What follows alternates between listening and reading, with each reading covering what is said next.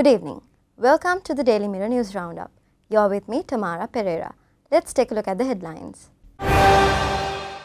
Dress code circular doesn't apply for teachers. President proposes to offer discounted leisure on 4th of February. SL mission official in Oman suspended. Emirates to operate double daily direct flights to Colombo from 1st December. Sri Lankan cricket star charged with rape scene for first time since leaving custody on bail. Orion spacecraft flies by the moon. Now, diving into these stories in detail. The Public Administration and Home Affairs Ministry stated that the circular issued allowing government officers to report to work in an easy and decent dress code is not applicable for school teachers. Ministry Secretary Priyantha Mayadona said that the circular does not apply to persons who are engaged in other services. In response to the comments shared by several parties about the circular, Mayadona said the Education Ministry should announce its decision on wearing comfortable clothes to the school. Therefore, the public administration circulars were not legally entitled to any schools whatsoever. He further said that the circular clearly states that the dress code is only applicable to office workers.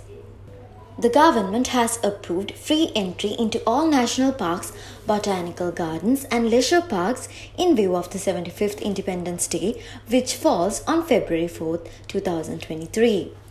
It was also approved to reduce the charges at all cinema halls in the country by 50% on that day.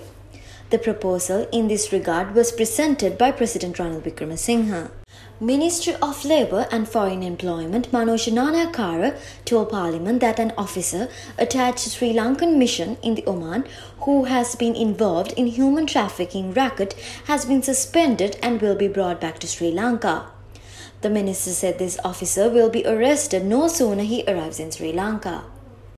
Emirates has announced plans to add one more daily direct flight between Dubai and Colombo from December 1, 2022 to cater to the seasonal increase in the demand for travel.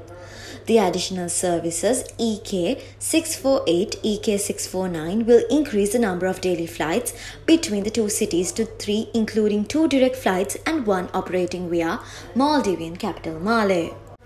Sri Lankan cricketer Dhanushka Gunatilaka, accused of raping a Sydney woman he met on a dating app, has been pictured for the first time since leaving custody on bail. Dhanushka Gunatilaka was granted bail on Thursday in his second bid for freedom, which was backed by a $150,000 surety provided by a friend of a friend and a further of $50,000 to be paid by the cricketer. The 31-year-old was pictured on Tuesday as he entered Eastwood Police Station in Sydney's northwest for his daily reporting condition. This handout image from NASA, released on yesterday, shows a view of the spacecraft, the Earth and the Moon captured by a camera on Orion's solar array wing.